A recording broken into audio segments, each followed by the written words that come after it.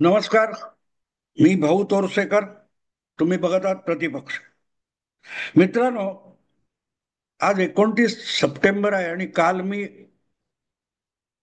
जी Asia cup cricket स्पर्धा 2020 झाली, तिचा अंतिम सामना बघितला. खरं तर माझ्या बोलण्यामधून अनेकदा क्रिकेटच्या खेळाचे किंवा खेळाडूंचे संदर्भ येतात. त्यामुळे मी क्रिकेटचा चाहता आहे हे नाकारता येणार नाही. पण प्रामाणिकपणे सांगायचं तर गेले 10-15 वर्षात मी कुठलेही क्रिकेटचे सामने फारसे अगत्याने बघितलेले नाहीत. एखाद दुसरा अपघाताने कोणाच्या आग्रहामुळे किंवा जिथे बसलोय तिथे लागलंय म्हणून बघितले. पण पूर्वी म्हणजे साधारण 20 वर्षापूर्वीपर्यंत 2000 पर्यंत 2010 पर्यंत वगैरे जितक्या अगत्याने बघितले त्यातले खेळाडू मला माहिती होते किंवा आहेत तेवढं आजकालचं नाही. म्हणजे कालचा जो सामना होता पाकिस्तान विरुद्ध भारत, त्यात कोण खेळते काय खेळते खरंच मला लक्षात नव्हतं. मित्रांनो, मी बघत होतो.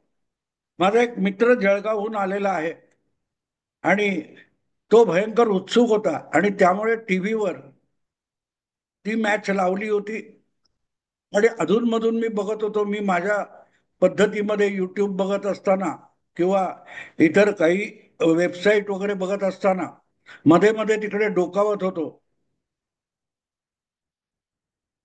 केवळ त्याच्यामुळे ती मॅच बघितली आणि मग तो सामना संपला. तो बिचारा झोपला पण मी ते बघत राहिलो कारण बातमी नंतर होती. आता त्यातला कर्णधार कोण हे पण मला कदाचित मी बोलताना चुकेन.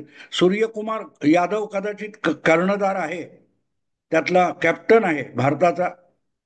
आणि पाकिस्तानचा कॅप्टन कोण आहे तो मला पण माहित नाही. तो आला होता, तो बघितला, पण म्हणजे त्या कॉमेंट्रीच्या निमित्ताने आला होता, पण त्याचं नाव मला आठवणीत सुद्धा नाही. किंबहुना पाकिस्तानच्या अख्ख्या टीम मधले कोण आहेत, बांगलादेशी कोण आहेत, मला काही आजकालचं माहिती नाही. पण तरीही माझ्यासाठी कालचा हा अंतिम सामना हा महत्वाचा ठरला. आणि तो सुद्धा आम्ही अर्थातच पहिल्यांदा पाकिस्तानची जी बॅटिंग झाली ती बघितलेली नाहीये.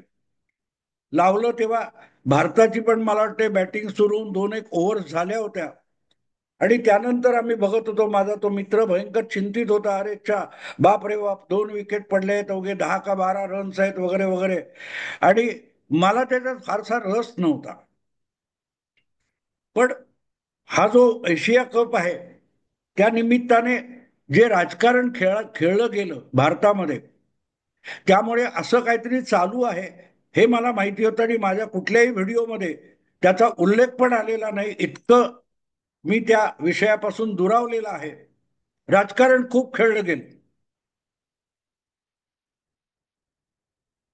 पाकिस्तान बरोबर खेळताच कामा नये आणि पाकिस्तान बरोबर कुठच्याही स्वरूपाचा सामना खेळणं, क्रिकेट खेळणं म्हणजे पहलगामच्या हुतात्म्यांबरोबर केलेली गद्दारी आहे, इथपर्यंत राजकारण झालं. पण भारत आणि पाकिस्तान यांचे जे दुरावलेले किंवा तुटलेले संबंध आहेत त्याचा या स्पर्धेशी काहीही संबंध नाही. ज्या वेळेला तुम्ही क्रिकेट जगतामध्ये वावरत असता तेव्हा ज्या क्रिकेटच्या वेगवेगळ्या अंतर्देशीय आंतरराष्ट्रीय संघटना असतील त्याच्याशी तुम्ही संबंधित असता आणि त्याचे निर्णय हे तुम्हा एका सदस्यावर निर्भर नसतात. तिथे घेतलेल्या निर्णयांना जर तुम्ही पालन करणार नसाल तर तुमच्यावर कारवाई होऊ शकते. तुम्ही कितीही मोठे आणि हुशार संघ असलात तरी जेव्हा संस्था आणि संघटनेचा विषय येतो तेव्हा त्याचं पालन प्रत्येक सदस्याला करावं लागतं, भारताला करावं लागणार. पण पाकिस्तानची स्पर्धेत सुद्धा भाग घेऊ नये. जेवढं आपल्या आवाक्यात असतं तेवढा प्रोटेस्ट करता येतो, अडवणूक करता येते, पाकिस्तानला धडा शिकवता येतो. हा अगदी मध्यंतरी काय तो कुठचं एक झालं होतं तेव्हा भारतीय संघ कुठल्याही परिस्थितीत पाकिस्तानच्या भूमीवर खेळणार नाही हा हट्ट भारताने धरला. आणि अगदी त्याचा यजमान पाकिस्तान असला, पाकिस्तानी क्रिकेट बोर्ड हा त्या स्पर्धेचा यजमान होता. पण तरीही भारताचा संघ पाकिस्तानात गेला नाही. पाकिस्तानच्या गडाफी स्टेडियमवर भारताचा तिरंगा फडकत होता, जे सदस्य देश खेळणारे आहेत म्हणून. पण भारतीय संघ मात्र पाकिस्तानात गेला नाही. भारताशी सामना करायचा तर पाकिस्तानला दुबईच्या मैदानात यावं लागलं. भारतीय संघ दुबईत गेला आणि पाकिस्तानला हरवलं. तरीही तक्रार आहे. आता हे असली तक्रार करणारे हे मूर्ख का असतात, त्यांना तारतम्य कसं नसतं हे समजून घेतलं पाहिजे. पहलगामच्या ज्या हुतात्मे आहेत, ज्यांची अकारण हत्या झालेली आहे, त्याचा बदला भारताने घेतलेला आहे. पाकिस्तानला पूर्णपणे अर्धमेला करून टाकलेलं आहे. तिथल्या दहशतवादी संघटनांचे अड्डे उद्ध्वस्त केलेले आहेत. ऑपरेशन सिंदूर झालेलं आहे आणि गयावया करणारा पाकिस्तान आपल्याला दिसतोय. तो पहलगामचाच बदला आहे. आणि तेव्हा मग किती पडलं, खरं झालं का, खरोखरच हल्ला झाला का, अशा शंका घेणारे हे आता पाकिस्तान बरोबर तुम्ही सामना का खेळतात म्हणून विचारतात. याला ढोंगीपणा म्हणतात. नाही तर शुद्ध अप्रामाणिकपणा आहे. आणि म्हणून मग तो सामन्याच्या निमित्ताने हा विषय मी का मांडतोय, की तुम्ही ज्याला शत्रू मानता त्या शत्रूशी कसं लढायचं याची सुद्धा एक रणनीती असते. प्रसंगी वरकरणी तुम्ही 2 पावलं मागे आलेले दिसता, पण व्यवहारात बघितलं तर तुम्ही 4 पावलं पुढे जात असता. हे पण विसरून चालणार नाही. आणि त्यामुळेच या आशिया कप सामन्यानंतर भारताने तो जिंकला. या स्पर्धेमध्ये 3दा काहीतरी म्हणतात भारत पाकिस्तान सामने झाले आणि 3ही सामने अंतिम सामन्यासह भारताने जिंकले, पाकिस्तानला पाणी पाजलं. तर पाकिस्तानला हरवलंय. पहिली गोष्ट म्हणजे पाकिस्तानला बहिष्कार टाकून हरवणं, त्याला हरवणं म्हणत नाही. पाकिस्तानला हरवलं. पण बहिष्कार म्हणजे काय याची प्रचिती भारतीय संघाचा जो कर्णधार आहे, तो काय यादव आहे, त्याने जी भूमिका घेतली ती मला आवडली. मला त्या भूमिकेमध्ये राजकारण दिसलं. आणि क्रिकेटमध्ये आम्ही राजकारण खेळत नाही असं म्हणत म्हणत भारताने या आशिया कप मध्ये प्रचंड राजकारण खेळून घेतलं. आणि तो वेगळा पैलू तुम्हाला समजावण्यासाठीच मी हा व्हिडिओ केलेला आहे. पाकिस्तानची भारतीय संघ खेळला, पण पहिली गोष्ट म्हणजे पाकिस्तानच्या कर्णधाराबरोबर नाणेफेकीनंतर हात मिळवला नाही भारतीय कर्णधाराने. ही पहिली गोष्ट लक्षात घ्यायची. त्याची चर्चा खूप झालेली आहे. पण ही स्पर्धा जिंकल्यानंतर त्याची जी ट्रॉफी असते, त्याचं जे चषक असतं भारतीय संघाला मिळणार, ते आम्ही पाकिस्तानच्या पदाधिकाऱ्याकडून घेणार नाही हा हट्ट धरून 1 तास तो बक्षीस समारंभ लांबवला गेला. म्हणजे त्याचं कारण एकच होतं. पाकिस्तानी बोर्डाचे कोण नकवी म्हणून अध्यक्ष आहेत पाकिस्तानी क्रिकेट बोर्डाचे, आणि तेच योगायोगाने आशिया कप या संघटनेचे सुद्धा अध्यक्ष आहेत. आणि त्यामुळेच या स्पर्धेत जो जिंकणारा संघ होता त्याला नकवी म्हणजे एशिया क्रिकेट संघटनेचे अध्यक्ष यांच्या हस्ते बक्षीस दिलं जाणार होतं. आणि त्यांच्या हस्ते बक्षीस घ्यायला भारतीय कर्णधाराने साफ साफ नकार दिला. आणि हे भारतीय संघाने आरंभापासून सांगितलं होतं आणि सामना जिंकल्यावर सुद्धा सांगितलं. आणि त्यामुळे सामना संपला, भारताने जिंकला, हास्य कल्लोळ आणि काय काय जल्लोष वगैरे झाला. पण जवळजवळ पाऊण तास पुढचा बक्षीस समारंभ का होत नाही याच्यावर वेगवेगळ्या टीव्ही चॅनेलवर उलट सुलट बातम्यांचा गदारोळ चालू होता. दुसरी गोष्ट, इतका दारुण आणि लज्जास्पद पराभव झाल्यानंतर आपल्या ड्रेसिंग रूम मध्ये गेलेली पाकिस्तानची टीम दरवाजा उघडून बाहेर यायला, मैदानात यायला सुद्धा तयार नव्हती. इतका लज्जास्पद पराभव त्यांचा झालेला आहे. आणि त्याला महत्व असतं. नुसता बहिष्कार टाकला तर ते उलट बोलू शकत होते, पण आम्ही मैदानात आलो, आम्ही तुम्हाला हरवलं, जगाच्या साक्षीने हरवलं, हे दाखवून दिल्यानंतर, विजयानंतर आम्ही बक्षीस तुमच्या हातून येणार नाही, ट्रॉफी तुमच्या हातून येणार नाही. हा जो हट्ट भारताने केला त्याला राजकारण म्हणतात. नुसता सामना जिंकला नाही, राजकारण करून सुद्धा त्यातही पाकिस्तानवर मात केली.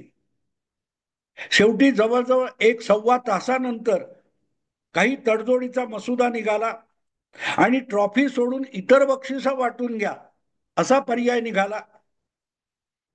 दुबईचे, कारण हे खेळाची स्पर्धा होती ती दुबईमध्ये होती, त्यामुळे तिथल्या राजकारणाचे कोणीतरी सदस्य आणि दुबई क्रिकेट संघटनेचे पदाधिकारी तिथे आले होते.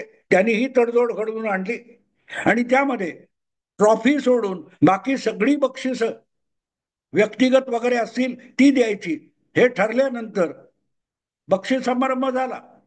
पण प्रत्येक खेळाडूला जे काय स्मरणिक चिन्ह दिलं जातं ते पाकिस्तानच्या खेळाडूंनी घेतलं, पण ते सुद्धा स्मरण चिन्ह हे नक्वी यांच्या हस्ते दिलं जाणार म्हणून भारतीय खेळाडूंनी ते स्मरण चिन्ह पण घेतलं नाही, स्मृती चिन्ह घेतलं नाही आणि मग ट्रॉफी सुद्धा घेतली नाही. याला मित्रांनो नकाराधिकाराचा सुंदरता म्हणतात. आम्ही खेळू, आम्ही सामना जिंकू, पण बक्षीस कोणाच्या हातून घ्यायचं याचा अधिकार हा आमचा व्यक्तिगत आहे आणि त्याच्यावर संघटनेचं, अगदी आशिया संघटना असो की आंतरराष्ट्रीय संघटना असो, त्या संघटनेचा अधिकार आम्ही बक्षीस कोणाच्या हातून स्वीकारावं हा अधिकार तुम्ही आमचा काढून घेऊ शकत नाही. इतका सूक्ष्म बारकावा भारताने दाखवून दिलेला आहे, भारताने दाखवून दिलंय आणि ते फार महत्वाचं आहे. राजकारणामध्ये, मुत्सद्देगिरीमध्ये, डिप्लोमसीमध्ये अशा बारकाव्यांना खूप महत्व असतं आणि म्हणून नकाराधिकार ठीक आहे, तुम्ही हट्ट करून बसला असाल की आशिया संघटनेचे अध्यक्ष पाकिस्तानी आहेत तर बक्षीस समारंभ त्यांच्याच हस्ते होईल, तर ठीक आहे, बक्षीस घेण्याचा अधिकार हा आमचा आहे आणि ते कोणाच्या हातून घ्यायचं हे आम्ही ठरवू. बक्षीस टेबलवर ठेवा, आम्ही घेऊन जाऊ, पण त्या बक्षिसाला तुमच्या हातून स्वीकारणार नाही. हा जो पवित्रा भारताच्या क्रिकेट संघाने आणि त्यांच्या कर्णधाराने घेतला तो फार महत्वाचा आहे मित्रांनो. 21 कोटी रुपयांचं बक्षीस होतं, त्याचा चेक सुद्धा घ्यायला भारतीय कर्णधार मंचावर गेला नाही. ट्रॉफी सोडा, 21 कोटीचा चेक नाही घेतला. त्याला फार महत्व असतं मित्रांनो. जगाला हे दाखवून दिलं की भारत फत्ते करू शकतो पण आपल्या तत्वांची तडजोड करू शकत नाही. कुठल्याही पाकिस्तानाशी हात मिळवणं शक्य नाही आणि त्यामुळे मग ज्यांनी गेले काही दिवस गवगवा केला होता की पाकिस्तान बरोबर एशिया कप मध्ये खेळणं ही सुद्धा गद्दारी आहे, पहलगामच्या हुतात्म्यांची गद्दारी आहे, भारतीय सेनेने जो काय पराक्रम गाजवला त्याच्याशी केलेली गद्दारी आहे, असे जे पोपट बोंबलत होते त्यांना आंतरराष्ट्रीय राजकारण आणि देशांतर्गत राजकारण यातला फरक कळत नाही. जर आशिया चषक स्पर्धेमध्ये भारताने भाग घ्यायचा नाही का तर पाकिस्तान आहे म्हणून किंवा पाकिस्तान बरोबर खेळायचं नाही म्हणून, तर मग त्याच भारताला युनोच्या बैठकीमध्ये सुद्धा भाग घ्यायची गरज नव्हती. आशिया चषक स्पर्धेवर बहिष्कार घालायचा तर मग युनोच्या सर्वसाधारण सभेवर सुद्धा बहिष्कार घातला पाहिजे. आंतरराष्ट्रीय पातळीवर ज्या बैठका होतात अशा बैठकीमध्ये एखाद्या संस्था संघटनेचा सदस्य पाकिस्तान असेल आणि भारत सुद्धा असेल तर त्या बैठकीवर तिथे पाकिस्तानचा प्रतिनिधी बसणार तर आम्ही बसणार नाही ही भूमिका घेऊन चालत नाही. तिथे तुम्हाला हजेरी लावावी लागते आणि म्हणून भारताचे विदेश मंत्री जयशंकर सुद्धा युनोच्या मंचावरून देशाच्या वतीने बोलले आणि पाकिस्तानचे पंतप्रधान शहाबाज शरीफ हे सुद्धा युनोच्या मंचावरून बोलले. पण भारताच्या पंतप्रधानांनी युनोकडे पाठ फिरवली होती आणि त्याचं कारण अर्थात युनो नाहीये, ते कारण ट्रम्प आहे आणि याविषयी मी आधीच व्हिडिओ केलेला आहे. जोपर्यंत ट्रम्प नमणार नाही, वाकणार नाही, तोपर्यंत ट्रम्पशी हात मिळवायचा नाही, हा भारतीय पंतप्रधानाचा निश्चय त्यातून व्यक्त होतो. कारण एकदा तुम्ही तिथे गेलात, तुम्हाला माहितीये की तिथे पण जयशंकर यांच्याकडे जवळजवळ 45 देशांची शिष्टमंडळ आलेली होती. पाकिस्तानचे आणि बांगलादेशचे सुद्धा प्रतिनिधी चुकून का होईना भारताच्या परराष्ट्र मंत्र्याशी हात मिळवता येईल, दोन शब्द बोलता येतील म्हणून फडफडत होते, तळमळत होते, पण त्यांनी त्यांच्याकडे साफ दुर्लक्ष केलं होतं. जे काम दुबईच्या त्या क्रिकेट स्टेडियमवर भारताचा क्रिकेट कर्णधार यादव आहे त्याने केलं, नेमकं तेच काम जयशंकर या विदेश मंत्री भारताचे आहेत त्यांनी युनोमध्ये करून दाखवलं. आम्ही येऊ, पण कोणाला भेटायचं कोणाला नाही हा अधिकार आमचा आहे. नाही भेटायचं त्यांना नाही भेटणार. जे आमच्याशी मित्रासारखे आणि सौहार्दाने वागणार नाहीत आणि कृतीतून तसं करून दाखवणार नाहीत, तोपर्यंत खोटी मैत्री आम्हाला जमणार नाही. हे भारताने करून दाखवलं. पण कौतुक एकच आहे की जे अशा मंचावर करून दाखवलं ते आंतरराष्ट्रीय क्रिकेटमध्ये सुद्धा करून दाखवलं. त्याला नकाराधिकार म्हणतात मित्र. नकाराधिकार हा भारताचा व्हिटो आहे. आज जागतिक क्रिकेटमध्ये जो काय पैसा खेळवला जातो त्यातला 70-80% पैसा भारतातून येत असल्यामुळे जागतिक क्रिकेटवर भारताची दादागिरी चालते हा आरोप होतो. तो आरोप अजिबात खोटा नाहीये, पण तो आरोप करताना समोरचेही लाचार आहेत. पाकिस्तानची ती लाचारी आहे, भारताबरोबर खेळलं पाहिजे, कारण त्यातून पाकिस्तानी क्रिकेटला पैसे मिळतात आणि त्यातून पाकिस्तानी क्रिकेटला निदान चटणी भाकर खाता येते, इतकं पाकिस्तानी क्रिकेटचं दिवाळं वाजलेलं आहे. आणि त्यामुळे पाकिस्तानची ती अगतिकता आहे. वारंवार पाकिस्तानला तुम्ही भिकारी आहात, पाकिस्तानी क्रिकेट भिकारी आहे. भारताच्या चाहत्यांकडून मिळणाऱ्या पैशावर पाकिस्तानी क्रिकेटला गुजराण करावी लागते हे दाखवून देणं ही सुद्धा एक प्रकारची लढाई असते आणि लढाईतली जीत असते. पण मला कौतुक कसलं वाटलं असेल की जी भूमिका भारताचे विदेश मंत्री युनोच्या मंचावर, आंतरराष्ट्रीय मंचावर कृतीतून करून दाखवत होते, बोलून दाखवत होते, ते न बोलता भारताच्या क्रिकेट कर्णधाराने सुद्धा ती डिप्लोमसी दुबईच्या क्रिकेट मैदानावर दाखवली की कुठे किती वेळ हो, समारंभ हो किंवा न हो, पण पाकिस्तानच्या कुठल्याही पदाधिकाऱ्याच्या हातून भारतीय संघ कुठलंही बक्षीस घेणार नाही. अगदी अटीतटीच्या लढाईमध्ये, सामन्यामध्ये जी ट्रॉफी मिळवली ती सुद्धा त्याला पाकिस्तानच्या हातून आम्ही घेणार नाही. मित्रांनो, याला राजकारण म्हणतात आणि ते राजकारण कळत नसेल त्याने आपल्याला राजकारणी म्हणवू नये. कारण राजकारणामध्ये कायम तलवार उचलून खडे राहा याची गरज नसते. न बोलताही, न घाव घालता, न वार करता तुम्हाला समोरच्याला घायाळ करता येतो, अर्धमेला करता येतो, पराभूत करता येतो. हे देशाचे पंतप्रधान नरेंद्र मोदी यांनी युनोकडे पाठ फिरवून त्या बैठकीला न जाता दाखवून दिलं.